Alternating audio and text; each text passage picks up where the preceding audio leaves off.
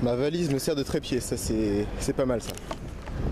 Ok, très rapidement, j'ai un train à prendre dans environ un peu moins de 15 minutes, donc il faut que je fasse cette vidéo très rapidement.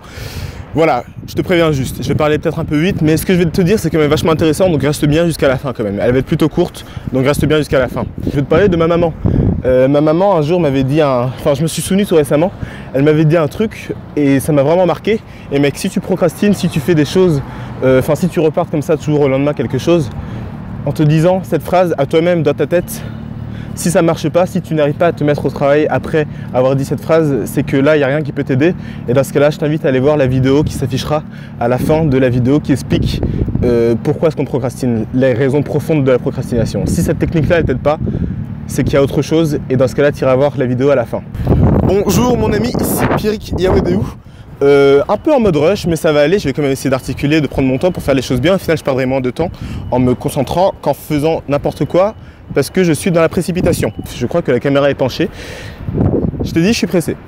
Cette phrase vraiment, elle paraît toute bête comme ça, mais si tu en prends conscience et que tu appliques vraiment, ça peut vraiment beaucoup t'aider. Peu importe ce que tu dois faire, si tu n'as pas envie, etc., tu te dis cette phrase et tu vas voir que ça va aller. Juste pour te donner un peu le contexte, je me souviens, c'était dans la cuisine. C'était un soir, ma mère elle venait de rentrer du travail, elle nous avait fait à manger, etc. Tu vois. Et c'était un soir, il devait être 23 h. Et après avoir fait tout ça, elle devait faire du sport en fait, parce qu'elle voulait se remettre au sport, elle voulait perdre du poids, être en meilleure forme, enfin faire du sport quoi. Et c'était un soir, moi je partais me coucher et elle m'a dit bon, je vais faire du sport. Et je lui ai dit à cette heure-ci, t'es pas fatigué? Et elle m'a dit si, j'ai pas envie, mais je vais le faire quand même. Et je peux t'assurer mon ami, sur le coup, je me suis dit, ah ouais, c'est vrai que quand même, tu sais, j'ai pas tout de suite tilté. Je me suis dit que oui, c'est vrai, mais j'ai pas tout de suite tilté. Mais maintenant que moi aussi je fais des choses et que j'ai besoin parfois de faire des choses alors que j'ai pas envie de les faire, tu vois, je me dis cette phrase. Et ça faisait partie d'ailleurs d'une des techniques que j'avais écrite sur un petit papier que j'avais appelé le papier contre la procrastination. Et c'était plusieurs petites astuces que je m'étais faites pour pouvoir ne plus procrastiner. Bon, moi, ça s'est un peu transformé, hein, tu vois, c'est la phrase qui est là. Il faut bien comprendre, c'est quelque chose que Jordan Peterson disait aussi par rapport au fait de manger un petit déjeuner les matins. Il disait qu'il fallait manger un petit déjeuner, blablabla. Et il disait, il faut pas que tu apprécies ton petit déjeuner. Il faut pas que tu aies envie de manger ton petit déjeuner, il faut que tu manges ton petit déjeuner, point à la ligne. Tu vois, on te demande pas ton avis, on te demande pas est-ce que tu veux manger. Il te dit pas si tu veux manger, mange, il te dit ferme ta gueule et mange ton petit déj. Tu vois ce que je veux dire? Et parfois c'est juste ça qu'il faut se dire à soi-même. Tu vois, ferme ta gueule, fais les choses. T'as pas envie, j'en ai rien à foutre en fait. Je t'ai pas demandé ton avis, tu dois le faire, tu le fais. Et quand je sais que je dois faire un truc et que je procrastine, je me dis ça, je me dis mec, nique ta mère en fait. Je t'ai pas demandé ton avis, tu dois le faire, tu le fais. Point.